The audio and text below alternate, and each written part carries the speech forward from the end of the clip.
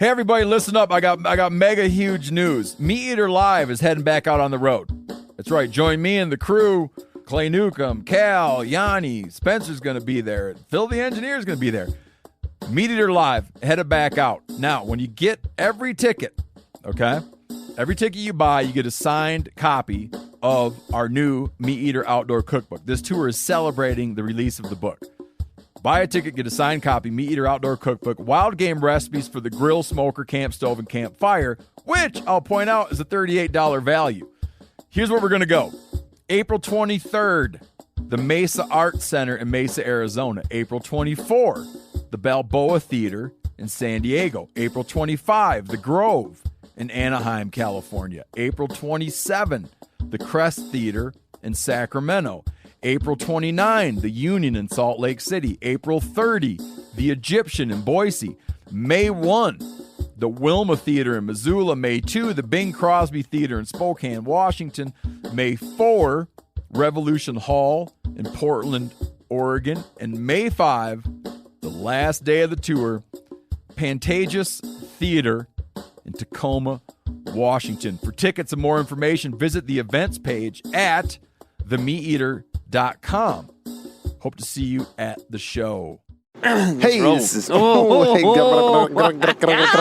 Hey, this is Tyler Jones, and you're listening to another Big Buck Breakdown from the Element Podcast.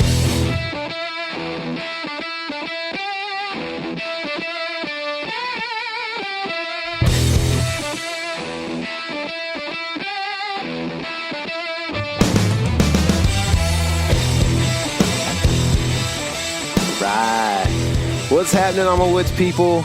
Driving down the road again. That's all we ever do on this podcast is drive down the road and talk. I think that's why we started a podcast. We were like, man, we spend so much time, so much windshield time together. We might as well do this. Back in the day, we'd be like talking about stuff, and then you'd be like, we should have been podcasting. So like it just like was a function of what we did anyways, right? Yeah. Might as well record it. Yep.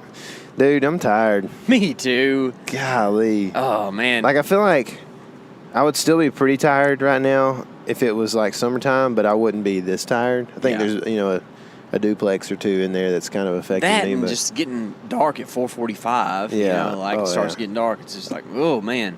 And then we had, we've had one day of rest. The Sabbath happens to be between our, marathon hanging hunt days. That I actually wasn't very not busy on the Sabbath.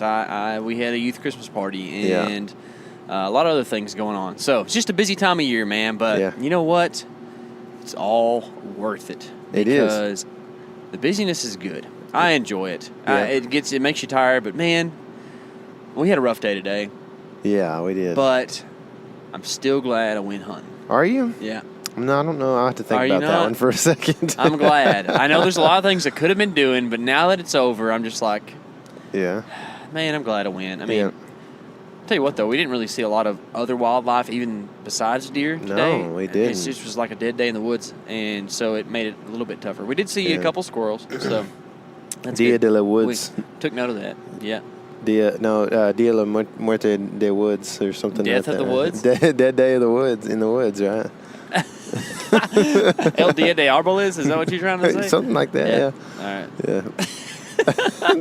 Anyways. That dead is how you say it in Spanish? I thought it was muerte. Muerte is dead. Yeah. Yeah. That's what I said. Well, are you trying to say dead? I'm trying to say dead day in the woods. Oh, I thought you were just trying to say day in the woods. You said dead day in the woods, so I was trying to say dead day in the woods in Spanish, yeah. So anyway, that was cool. Anyway, we have actually a guy who has created a dead deer in the woods. That's right. I don't how you say that. Do you know how to say that? Servido? It probably would be a correct way. I don't know. Okay. I can't think of it now. Anyway, Lindsay Thomas Jr., good friend of ours. We, let's see, we kind of, I guess the first time we ever talked to Lindsay was on the podcast, right? Or was there a time before that? Well, I'd reached out to Lindsay a while back just to get some QDMA information, and then we've kind of kept correspondence and had him on the podcast, and then we met up at the QDMA National Conventions, and we're just best buds nowadays. Yeah, man, he's a cool guy. We got to kind of like bro it up with him a little bit.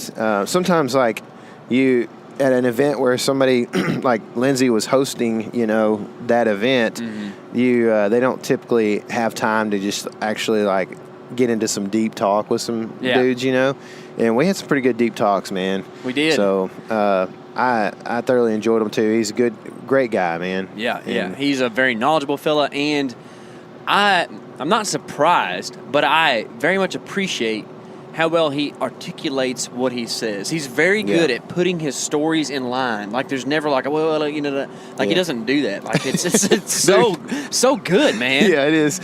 I love when you start a story and you get like a half a sentence in and you every go, time. Actually, no, that's not what I should have said there, or something like that. You're like, come on, I don't know why I even talked right now. Let me just start this one over. I'm so bad about like, say your story goes from like 1 to 10, 1 being the beginning and the 10th is the 10th chapter in the end. Yeah. I always start at like chapter 3 and then have to go back. I'm like, well, actually, let me tell you this.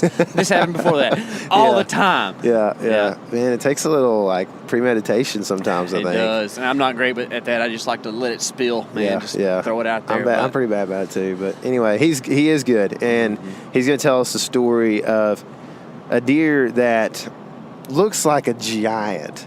And it's a great buck for the area. Yeah. It's a giant for the area for sure. Mm-hmm. But it was when he told me what he thought it would actually score gross, inches on the antlers there. I was like, whoa! I thought it'd be bigger than that. But luckily, I told him that there was kind of a parallel between our area and his or whatever, and. I feel like their deer are a little bit smaller, though. They might be. Well, I feel like there's a pretty good discrepancy in the size of bucks and does where he lives. He said, oh, yeah. I feel like, I don't know this for sure. Maybe we just don't have a ton of, like, fully mature bucks running around, 5-year-old pluses.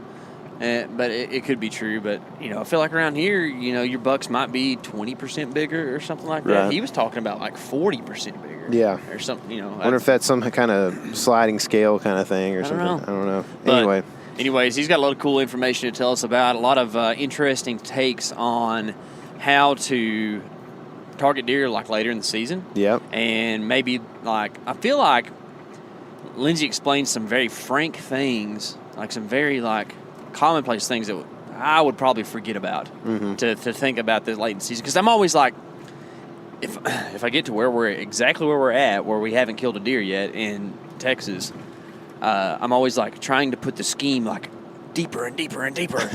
But sometimes you just need to back up, man. Yeah. And maybe we need to take his advice next time. I'm down for taking any advice at this point. In fact, let's solicit some right now. Guys, send us some advice. That's right. Please send us advice. I don't care what media is on, Instagram DM or something. I need to know how to kill a deer. Oh, man. Anyway, well, I guess with that, we'll get to him and solicit his advice first. Sounds good. All right, so now on the phone we have Lindsay Thomas Jr. from the QDMA. What's happening, man? Hey, Tyler, how you doing? Doing great, man. Just a little tired, but the spirits are always good when I'm looking forward to a hunt that's coming up this afternoon, Oh, yeah, that is a good place to be. Looking forward to an afternoon in the deer stand. Yeah. So we kind of get down in the mornings when it doesn't go good, and then we go get some Dairy Queen, and then we feel way better and get the spirits back up. Yeah. That healthy eating is what does it. Oh, it is. It is. It keeps your body well. So I'm hoping that by talking to you, it's like you're like rubbing luck off onto me because I'm going to need it this afternoon. We don't really feel a whole lot of confidence knowing where we're going out here, and you have had a lot of luck lately. You killed what to me looked like just an outrageous buck for Georgia, and I'm not trying to say anything because we live in East Texas, so we probably have a pretty similar style of deer herd, maybe a few less deer, but that buck looked huge, man. What is it, a mainframe 9? Yeah, he's mainframe 9, and he's got 4 different sticker points in various places. Golly, awesome. Man. Yep. So very good deer for southeast Georgia where I killed him. This is lower coastal plain as we've talked about before where I'm from, and this is not a part of the country that grows big deer easily, and very good deer for where I was. And you've never seen this buck before that you know of? Nope. You said you needed some luck. You're talking to the guy apparently who has cornered the market on it because this dude just fell from heaven into this food plot. I'm just telling you, that's how it went. So no, we had not seen him before. Didn't have him on camera this year that we know of. And no, just everything came together perfectly. Yeah. So how big is the property that you're actually hunting on? This place that I'm on is it's a private tract. It's about 1,500 acres, and my dad has access to it. He actually, a good friend of his, owns the place, but this friend of his doesn't hunt and doesn't live in Georgia. He just wants to manage the place for maximum wildlife diversity and timber and speciation. I mean, he's into wildlife, and so he asked Dad to manage this place for him, and in exchange lets him hunt it and lets us hunt it as a family. So we spend a lot of time helping him with the place. We do prescribed fire out there in the wintertime, and we have foresters come in there and we thin the timber, and we've led him toward planting longleaf pine trees, which is kind of a rare species that we're trying to bring back in the Southeast. And that's part of, wildlife diversity in the Southeast. So we've really been, putting in a lot of work on this place with this guy, helping him get what he wants out of it. But we've been enjoying the hunting. It's got a lot of deer. And unfortunately has feral hogs too. So, but it's a great place, and that's where I was this weekend. Man, that sounds like a good friend to have. I need one of those. Yeah, you talk about we couldn't believe it when that happened, when he called Dad and said, "I got this place I want you to manage for me." So, very very fortunate there. Cool. Yeah. So what you know is who you know. Oh yeah, I heard that. I went to a school that was the motto of my university that I attended, so I understand it for sure. Luckily, I was an introvert in college, so didn't find too many of those people. No, anyway, so you just had this buck show up out of nowhere. How did it go down? I mean, was it's a rifle kill, I guess? Yeah, it is. This place is on a river, and we've had so much rain this fall. The river is way out of the banks right now. Literally, about half this property is inaccessible right now. It's underwater. So we were kind of pushed up on the high ground and didn't have a whole lot of options. Now, it's a rifle kill, and I'll tell you, this is the first buck I've shot in 8 years, y'all. Wow. And the reason is, 8 years ago, after having killed 3 or 4 nice bucks with a rifle, I finally said, I want to kill a mature buck in Southeast Georgia with my bow. And so the result of that was 8 years without a buck. Yeah. And it is just darn tough, as I've talked before about in where the places that I hunt. It's just a lot of cover. We're talking about big clear cuts and lots of briars and lots of understory. And we don't have, I don't know what a bottleneck is. I've never seen one. We don't have those here. So to get within bow range of a mature buck in these places is tough. And I proved it to myself with 8 years going without a buck. And, sticking with my bow through gun season in the rut when everybody else was, hearing guns go off. And I'm in there with my bow. And I had a number of encounters where I saw nice bucks go by at 60 yards. And and finally what I did this year was, I was like, I'm going back to the rifle. I mean, I still bow hunt and will always have that goal of wanting to kill a good buck like that. And if I ever see a situation where I can try to get on one with the bow, I'm going to keep trying. But this year I said, I'm going to take my gun. And if I see a buck, I'm going to enjoy him. Now, actually on this hunt, I was literally just hoping for a doe for the freezer. Yeah. It's getting late season and I didn't have a deer and I wanted some refill the venison. And so the situation was, I looked at what we had available on the high ground we could hunt, and we've got a number of food plots. There was one in particular, 2 in fact, that don't have deer stands on them and had not been hunted this year. And so anytime, in my experience, late season, after the rut's over, post-rut, when bucks are trying to recover, if you've got a food plot or some other food source that has not been pressured already, that's a very good place to be for a buck, a mature buck. And, we don't often have them. Once we plant food plots, most folks hunt them, during deer season. So by the late season, most food plots have been hunted heavily. Anyway, since these didn't have stands on them, nobody bothered them. And I hunted one of them Saturday morning and didn't do any good. So then that afternoon, I took my climber and went into the other one. and it's a small, maybe third of an acre food plot. The wind was out of the west, so I approached it from the downwind side. It was kind of nice that I had a thick marsh area behind that that's deep enough out there right now with water that deer wouldn't be out in there. So it was kind of like a no-go zone behind me. And I slipped in along the edge of that with my climber and found this thin pine timber around this food plot. So it's fairly open, and these pine trees are tall with no limbs. And if you get up on one in your climber and a deer, you kind of look like a bear hanging on a tree up there with not much cover. And there happened to be a pine tree that had a winged elm growing right next to it. And I was able to climb that pine and get all up in these winged elm branches that still had leaves on them and get really hidden downwind of this plot. And I thought, this is perfect. This is my doe. I'm going to get a doe tonight, I guarantee you. And, or at least if one comes in this food plot, she's not going to smell me. She's not going to see me. I'm set. Mm-hmm. And so it got darker and darker and nothing showed up. And at this point, it's about 15 minutes till dark. And I'm thinking, well, I guess I'll be heading to camp soon and just get supper going. Actually, I was hunting with Brian Grossman, who you guys met at the QDMA convention. Sure thing. He's our communications manager. He came with me, and he had shot. I heard him shoot and got a doe. So I knew we had at least one deer to skin and drag. I was looking forward to that. And about 10 minutes after he shot, I looked up and saw the back end of a deer, the hind legs of a deer in the far corner of the food plot. And a pine tree in front of me was blocking it. And I thought, okay, here we go. Here's my doe. And leaned out and put the binoculars on it, and my jaw fell out of the tree. Because, there's bucks that you see and you think, hey, is that maybe a good one? And then there's those that you don't have to ask yourself that question. He was just, he's outside the ears. I saw high tines. I saw some stickers. And, he immediately, to me, body-wise, just yelled mature buck. Mm-hmm. He had a big, round hind end and a big round gut. And his neck was not that big because this was post-rut and he was fairly well rutted down. But I saw his tarsals, y'all, were just, ink black all the way down to his feet.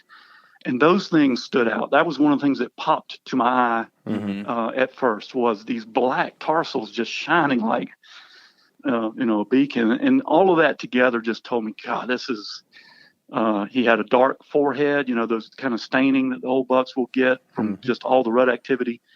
And I just knew, man, this is a great buck. The neck threw me off a little bit, so I studied him a little bit in the binoculars, thinking, wait a minute, that neck just seems small. But I had to, kind of remind myself, stay calm and just remember it's post-rut. Look at everything else. Look at that belly. Look at that tarsal. And just, make sure you know what you're shooting. I had him dead to rights. I was downwind. He didn't know I was in the world and was feeding his way into this food plot. This is a custom blend my brother Rance has put together. It's got oats and triticale in it as cereal grains, and then it's got daikon radishes and some rape and turnips too, I think. So right now those leafy greens are really thick, and that's what he was just chowing on. Pulling it up by the roots. And so I knew I had a minute. I didn't have to rush. He wasn't about to run off. The only thing he did that worried me was he would frequently throw his head up high and just look left to right, quickly, looking all around and staring. And it worried me. I thought that, he looked very cautious or disturbed or something. And I thought, there's no way that buck is smelling me. The wind was blowing in my face, and I had come in from behind me. He hadn't walked across my trail or anything like that. Mm-hmm. And I hadn't made a sound, and I was hidden good. I just felt totally confident in the situation, but I figured out later what it was. He was blind in his left eye. Oh yeah. So he, think about it. He only had one eye to look around with. And if you're trying to run from somebody and you only got one eye, you're going to be spinning your head a lot too. Yeah. Yeah. So that's what was going on there. It hit me at that time, but thinking back later, once I figured out he had lost an eye, I don't think he lost it this year. It looked like it had, happened in the past and it healed over, but he was definitely an old warrior. He was scarred up good. But anyway, given that I had him dead to rights and had time, I just settled the rifle on him and waited till I had the absolute perfect shot and put him down right there. So when I say this buck fell from heaven right there, that's, that's what this deal was. Wow. That's cool. Came Dropped out of him. nowhere, and so I'm rather be lucky than good any day. Oh, yeah, for Yeah. sure. Dropped him in his tracks, I guess, huh? Yeah, he fell right there. Yeah, that's awesome, man. Well, that's a cool story, Lindsay. And, you know, what's cool is that we talk, or not we, let's just say hunters in general, talk a lot about history with animals, and that seems to be a lot of emphasis nowadays. And sometimes it can almost seem that, like, people would like to take away from an animal if you don't have history with it. But it's cool to see your enthusiasm and your excitement for an animal that you don't have history with, because either way, he's just a big, majestic beast who's lived out his days and grew old, and just something to be admired for sure. Yeah, I mean, he's the product that you're going for with deer management, the way we're managing and protecting yearling bucks and trying to create more adult bucks out there. This is the crop, and it was time for harvest, and he's a great one. Yeah. And and simultaneously this year at my family's land, which is further south toward the coast, I had a buck on camera down there. He's not nearly as big as this one because he's, again, even closer to the coast and even less quality habitat. A very good deer for down there, though. Not quite as big as this one. Mm-hmm. Had him on camera several places all over the farm, and we hunted him this year some, and nobody's seen him. Mm-hmm. So, it's like, in one hand, I got a buck that I had some history with trying to hunt and never saw him. And then on the other hand, this buck that I didn't know was in the world that fell into my lap, and I took him home with me. I'll take either one, to be honest with you. It's good to have both of these kind of deer, but to have one that you don't have history with, it's okay. This is still a sign of the work we've put into this place. Sure. And trying to produce more bucks, more adult bucks, increase the habitat quality, give them good nutrition. So yeah, I'm just as pleased as I can be with him. He's got a lot of character, and his jaw says to me 6.5 plus probably. Oh, nice. And I sent some pictures to my brother Rans, who's also he's a wildlife biologist, and he said the same thing. And he thinks we both suspect he might actually be older. So I'm gonna send an incisor to Matson's lab and get them to do the cementum annuli analysis and maybe give us a little bit better idea exactly how old he was. Mm-hmm. Sure. And in fact, shortly I'm heading home here in a little bit to boil the skull and finish my European mount on him, and I'm really looking forward to having that on the wall. Yeah, Sweet. Very nice. Ready to see that, and I'm ready to hear the final analysis of that tooth too, man. That's cool. So,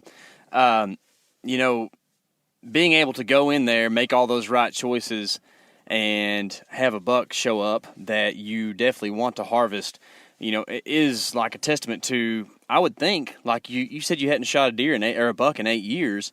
I would think you learned a lot in those 8 years. Can you kind of point to something specific that you'd learned, through all that time that you'd spent hunting that kind of helped you harvest this big buck? Well, the two keys there that I really had foremost in my mind that put me where this buck was Saturday afternoon were food and pressure. Mm-hmm. It was, at any given time of year, I don't care whether it's early season, late season, whatever, post-rut, during the rut, food is always a factor. Deer have to eat every day. And you have to always be asking yourself, what's the number one food source out there right now? Because it changes. Acorns don't stay there forever, and food plots aren't always highly productive. And day to day, it changes what they're eating. So you got to know where the food is. I knew where that was. I knew that. And these food plots back in November, they weren't touching them. We had a heavy swamp chestnut oak acorn crop this year. And that's a big, attractive acorn, and there were a lot of them on the ground, and that's where the deer were earlier. They were not touching these food plots. Well, that changed the minute those acorns were gone and no longer available. And so I knew that had changed. I knew these food plots were now getting worked pretty hard. And then pressure, looking at the map and going, where's somewhere not only I haven't been, but nobody else has. In this case, there was a food plot, so it matched up food and pressure, on the map. But I think the other thing I've learned is it doesn't always have to be necessarily a food plot. I think many people that I know and many hunters that hunt a place like this where they've got an area they can hunt regularly, and they know who's hunting where. We often fall into ruts where we hunt the same places over and over and over. And by default, create hot zones of activity in other areas where we don't go simply by not ever going there. Mm-hmm. And those areas can be great places to see mature bucks late in the season when the pressure's been on all year to go in that area. Like I said, doesn't have to be a food plot. So think about that. Look at the map. It's late season. Where could you go that the deer hadn't been pressured? And if there's food there too, it's good. I'll say this, this will be the second best buck I've ever killed. My best buck ever I killed down at the farm in southeast Georgia back in 2004. Both deer, December bucks, post-rut on food plots that had not been hunted. Again, that's the key to me is those areas that I was in had not been hunted by anyone. Mm-hmm. So again, it's tough sometimes to find a food plot somebody hadn't hunted on, but if you can do that, even if you can just plant a small one and set it aside and say, we're not going to hunt this one. We're saving this for post-rut. That is a very, very effective strategy. Sure. So that was the two things that put me where I was Saturday afternoon. And to kind of continue on with what you're saying, I've shot a lot of deer, big bucks in December as well, including, we were talking earlier off air, Frankenstein. He was on his way to a food source, and I, had cut him off, but I was on a property that nobody has hunted this year, because it doesn't really lend itself to bow hunting very well. It's pretty open country, and especially where I was at, I had to lay in the grass and draw on my back and sit up to shoot him. So, it was difficult, but I was able to put it together. And what you're saying right now hits home with me for sure, because like I said, I've shot a lot of big bucks in December that I've shot as well. And I think that it's something to take note of for sure, Yeah. They just think about the physiology of the animal and it will give you some clues. The bucks they're worn down. If you are where you are, a lot of like Alabama and Mississippi, a lot of those guys hadn't even started their rut yet. But if where you hunt is post-rut right now, those bucks are focusing on food again. They're, hungry, they're tired, and they're going to need to eat, and you can use that to your advantage. Yeah, for sure.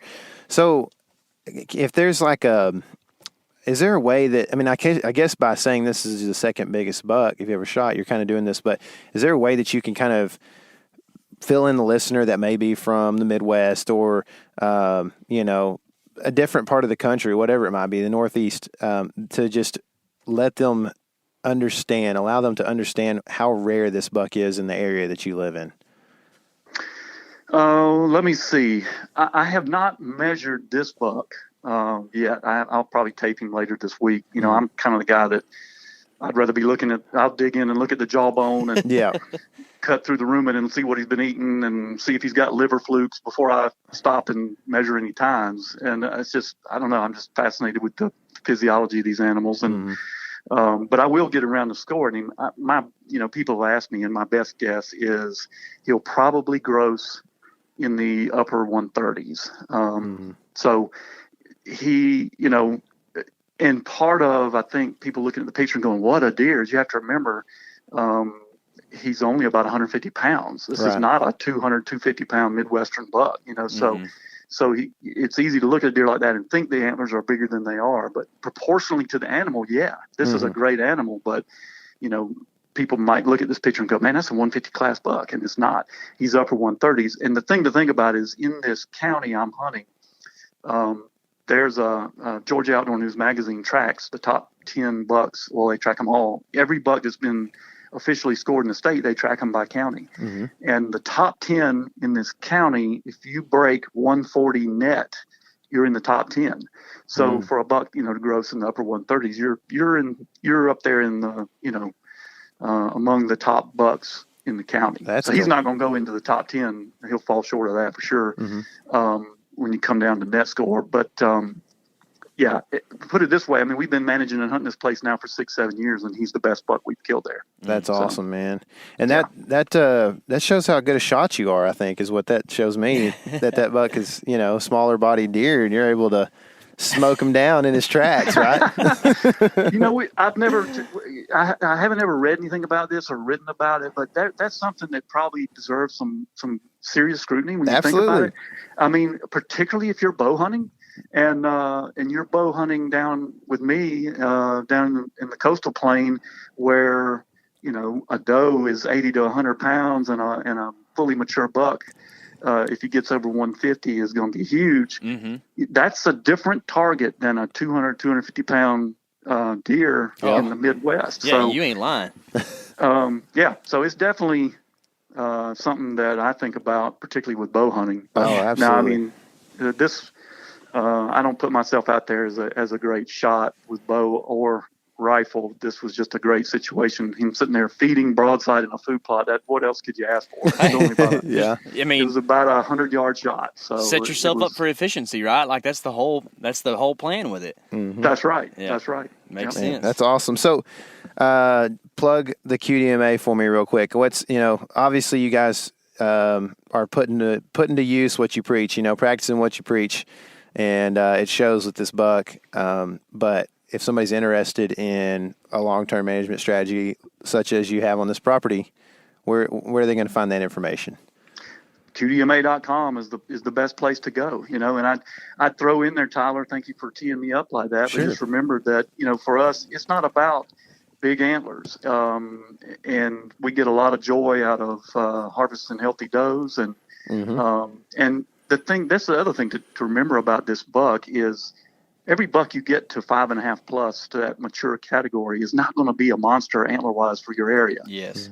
This buck was, I can guarantee you, this buck was above average for his age in this area. Mm-hmm. The average buck, of anywhere you go by age is going to be, maybe not as impressive as you're thinking. And that's where what we teach is to focus on age because, okay, let's say this buck ended up being 6.5 years old. Well, to me, that levels the playing field and levels the ground between me and somebody who shot a 6.5-year-old 190 class buck somewhere else. Mm-hmm. It's the same age buck. They both lived the same length of time. They both dodged the same number of hunters and survived out there with all the things that are trying to kill deer for 6.5 years. And that, and hunting pressure and other people and other properties trying to kill them and everything else, that is an achievement no matter what he's wearing on his head. So I'm proud of this buck and proud of his antlers, but just like all the other deer hanging on my wall and European mounts, this buck's jawbone is going to be swinging with those antlers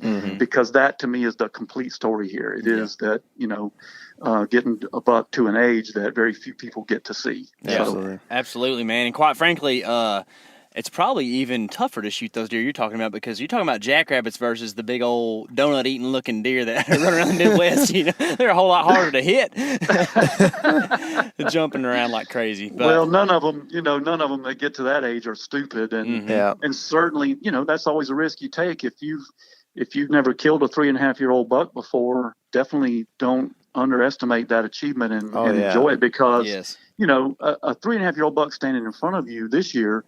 He might be better next year or have bigger antlers, but he might not stand in front of you next year because they get smarter every year. Yeah, mm-hmm. They get wiser, they get cagier, they may even run in smaller areas. So, sometimes I've said before, for a lot of people, that sweet spot might be 3.5 years old because you let him get to 4, 5, 6, nobody might see him again, Yeah, right. Not to mention the fact that they just die of other stuff. They're old, they're getting old. Oh yeah, sure. I had a 2.5-year-old this year that I had so many encounters with. He's just a good friend, And then I think November 6th, the day before we went on our rut hunt, I found him in a ditch, hit by a car. It happens. It's kind of crazy, but this guy he'd lost an eye. He was scarred up. I found. He had parasites. This is just that's the life that they live out there. It's hard on him. He'd broken antlers, so clearly he'd been, fighting. And I'd like to think about who it was that broke his antler off. No kidding. No kidding. No. Yeah, there's at least one out there that can stand with it. Yeah, that's right. That'll let you look forward to next year, right? Yeah, that's right. Yeah. Well, cool, man. That's an awesome story. Congrats on that. I know you said it was a lucky deal, but man, I know you also realize the whole management strategy and game plan comes into effect at this point. And, man, man, congrats on such an awesome deer there in Georgia. Thank you, man. I'm still a little bit in shock and walking on cloud nine, but this is all, that feeling we go for when we're hunting. Those doesn't always have to be about antler inches, but those moments that just, you'll never forget. Yeah, for sure.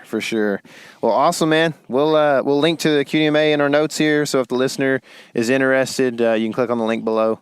And Lindsay, we'll be talking to you soon, I'm sure, man. Thanks, guys. I always enjoy talking with y'all. I look forward to seeing you again soon. Yes, sir. Congratulations. Take care. See ya. Man, every time we talk to him, I feel like there's going to be several subjects that come up, even like off the air and stuff with him, that we're like, man, we should get you back on to talk about that for like an hour. I know it, man. Co-host number 2, Lindsay Thomas Jr. Golly. That's right. Dude, Hey, man, I meant to ask him this, but I wonder if it's cool if we call him LT because, being from Texas, we have a famous LT from our state. Tomlinson, is That's that right, yeah. Yeah. Small school kid came out and did some big things in the NFL. Yeah. And so, I think it'd be cool if we could call him that. I just meant to ask him and make sure it was okay. It probably is. Yeah. He'd be cool with it. Lindsay, he likes nicknames. We found out. Yeah, he does, doesn't he? He does. He does, man. And that is an awesome buck. We'll throw a couple pictures up on social media here pretty soon to show y'all.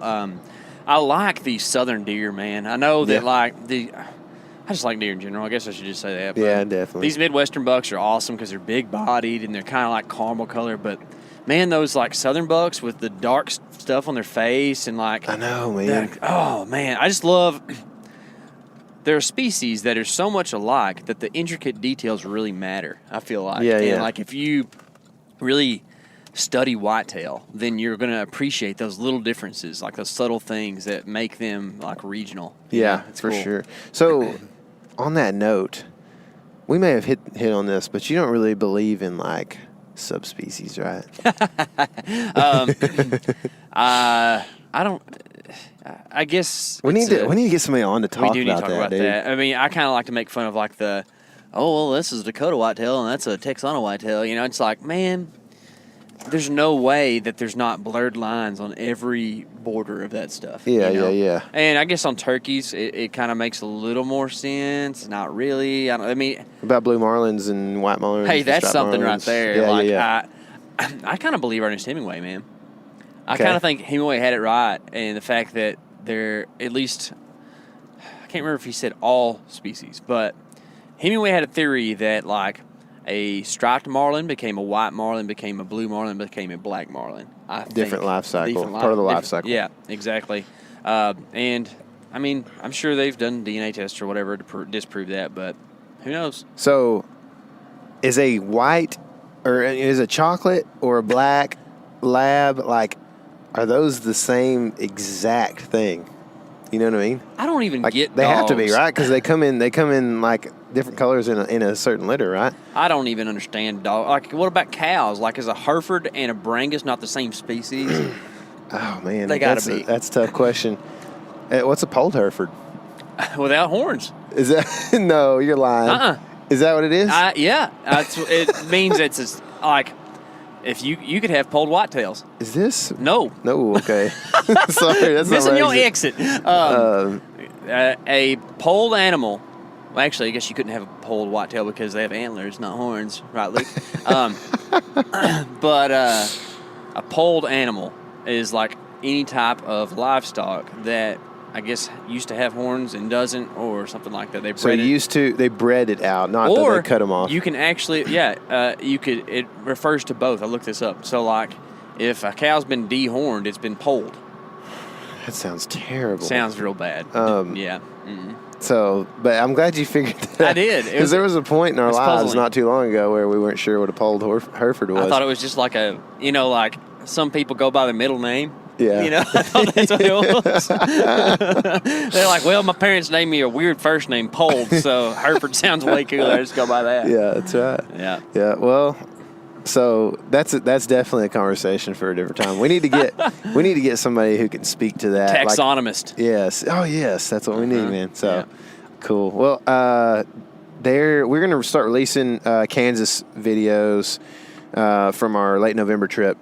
Dakota whitetails. That's right. I've finally gotten to the editing point where I'm working on those. We just, I think, released our last Texas PLC that was somewhere in between there, and so we're working on the Kansas series now pretty soon here, which I think by the time this releases will be up. Hopefully. All right. So I'm excited. that's what I'm going to shoot for. Day one was cool. Yeah, it definitely was. There was several days there, man, that were cool. So a lot of neat things happened on that trip. The one neat thing that didn't happen was we didn't actually shoot a deer. Ooh, we got close. But we got really close on several occasions. So, anyway, something worth checking out. What else? Anything else going on? That's it, man. Christmas. Just honestly, you and I both are a touch in the dumps. Mm-hmm. So I started out the day super hype. you did. It was like 4:30 in the morning. I'm sleeping with my eyes open over here in the passenger seat, and Tyler's like, "Man, the last couple days, I've just been feeling good about deer season." I'm like, "Yeah, it's because you killed a deer, sap sucker." Dude, that's a tall drink of water right there. It is, man. Anyway, so that's about all that's going on with us. Yeah, I did kill a deer, so you can see pictures of that on Instagram if you are interested and haven't seen it yet. Otherwise, what else? Nothing else? That's it, man. All right. Well, y'all get out and still get after it if you haven't shot one yet. We're going to start quitting, I think, pretty soon. Anyway, I hope you guys are having a great week. I haven't announced this on the podcast yet. I'm officially a landowner. Baby! Boom! Baby! So, pretty pumped about that, man. Come on with it. Yeah. Come on. Yeah, we're going to probably show some videos of that project after a Pretty few months soon. here. Yeah, got some tree planting to do, which I'll probably have to holler at Lindsay a little bit about. Yeah, after. definitely. He's good at that. That's what we interviewed him about the last time. Get some pawpaw information. Yeah, that's right. Information on them pawpaw. That's right. Yeah. Well, cool, man. So, yeah, we'll talk more about that in the future. Like I said, hope you guys are having a great week. And remember, this is your element. Living it.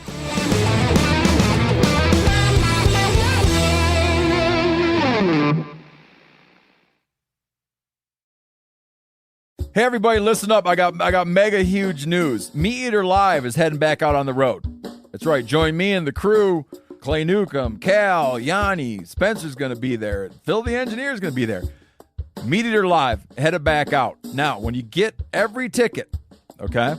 Every ticket you buy, you get a signed copy of our new Meat Eater Outdoor Cookbook. This tour is celebrating the release of the book. Buy a ticket, get a signed copy, Meat Eater Outdoor Cookbook, wild game recipes for the grill, smoker, camp stove, and campfire, which I'll point out is a $38 value. Here's where we're going to go. April 23rd, the Mesa Art Center in Mesa, Arizona. April 24, the Balboa Theater in San Diego. April 25, the Grove in Anaheim, California. April 27, the Crest Theater in Sacramento. April 29, the Union in Salt Lake City. April 30, the Egyptian in Boise. May 1, the Wilma Theater in Missoula. May 2, the Bing Crosby Theater in Spokane, Washington. May 4, Revolution Hall in Portland, Oregon. And May 5, the last day of the tour, Pantages Theater in Tacoma, Washington. For tickets and more information, visit the events page at themeateater.com. Hope to see you at the show.